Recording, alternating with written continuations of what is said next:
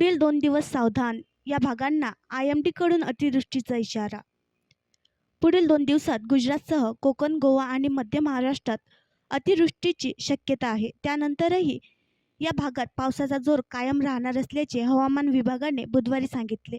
मध्य भारतात पुढील 2 दिवसात मुसळधार पाऊस कायम राहण्याची शक्यता आहे आणि त्यानंतरच्या 3 दिवसात पावसाचा जोर कायम राहणार असल्याचे हवामान विभागाने म्हटले आहे.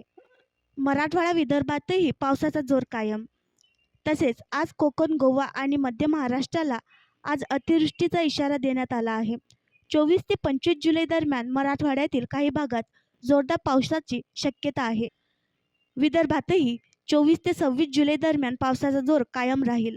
कोकण, गोवा आणि मध्य महाराष्ट्रात 24 ते 28 जुलै दरम्यान पावसाचा जोर अधिक राहणार असल्याचा अंदाज हवामान विभागाने व्यक्त केला आहे. राज्यात सर्वदूर मुसळधार पाऊस. कोकणातील जिल्ह्यांमध्ये तुरळक ठिकाणी मुसळधार ते अतिमुसळधार पाऊस पडण्याची शक्यता आहे. मध्य महाराष्ट्रातील जिल्ह्यातील घाट भागातही तुरळक ठिकाणी मुसळधार ते अतिमुसळधार पाऊस पडण्याची शक्यता वर्तवण्यात आली आहे.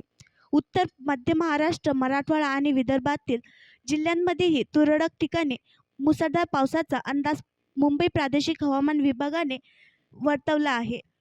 पुणे, साताराला रेड अलर्ट. पुणे, सातारा जिल्ह्यात उद्या 25 जुलै अतिवृष्टी होईल, तर कोल्हापुरात आज उद्या मुसळधार पावसाचा इशारा देण्यात आला आहे. पालघर, रायगड, पुणे, सातारा जिल्ह्यात आज अतिवृष्टीचा रेड अलर्ट जारी करण्यात आला आहे. कोल्हापूर जिल्ह्यात अतिवृष्टी.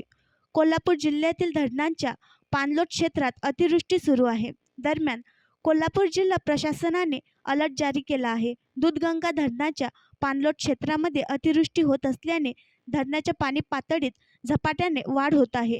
या पार्श्वभूमीवर जलाशय परिचालन सूचीमध्ये धरणाची पाणी पातळी नियंत्रित ठेवण्यासाठी धरणातून पुढील 24 तासात धरण पायथा विद्युत निर्मिती केंद्र सुरू करून नदीमध्ये 1600 घनफूट प्रतिसेकंद पाणी सोडले जाऊ शकते. त्यामुळे नदीकाठच्या लोकांना सतर्कतेचा इशारा देण्यात आला असल्याचे प्रशासनाने म्हटले आहे.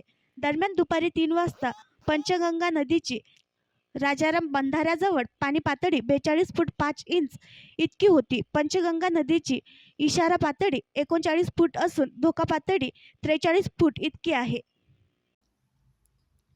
आणखी नवीन व्हिडिओ पाहण्यासाठी आमच्या देशमुख एक्सप्रेस न्यूज चॅनलला सबस्क्राईब करा, लाईक करा आणि शेअर करा.